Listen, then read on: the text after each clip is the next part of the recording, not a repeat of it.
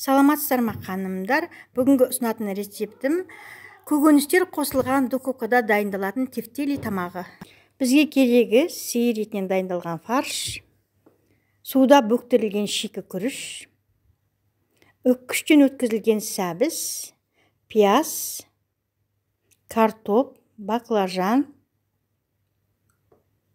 тұз, бұрыш және сарымсақ, 2 ас қасық томат тұздығы, 2 ас қасық қаймақ және сұйық май.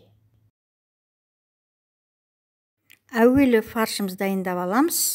Үстіне бөктіріліп қойған күрішімізді саламыз.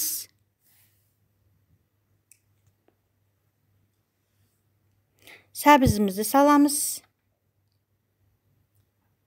Бір тал жұмыртқаны жарып саламыз.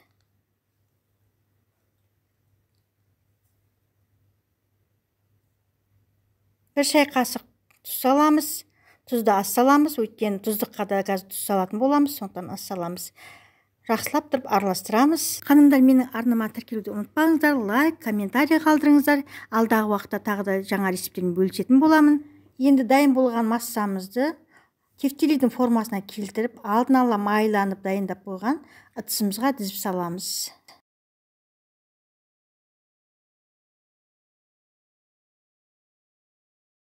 Картопымызға тұз саламыз, араластырып, 1 ас қасық сұйық май құямыз.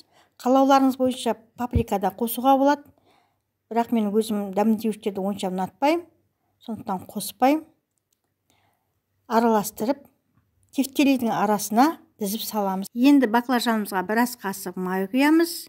Жарты шай қасықтың көлемінде тұз салып, араластырып, мына бос орынға орналастырамыз. Баклажанымызды тізіп болғаннан кейін үстіне туралған пиязымызды саламыз.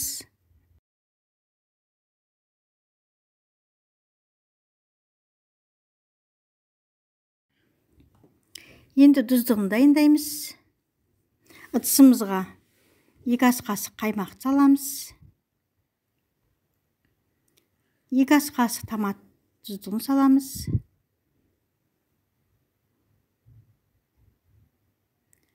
3 тал күштен өткізілген сарымсағымызды саламыз.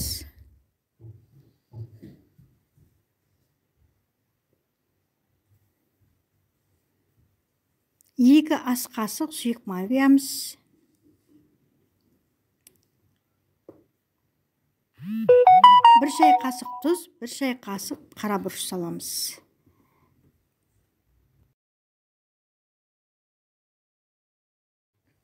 Жақсылап араластырамыз. Керек заттардың барлық мөлшерін видеоның астында қалдырамын. Енді үстіне 1 стакан толық су құямыз. Дайын болған тұздығымызды үстіне құйып шығамыз.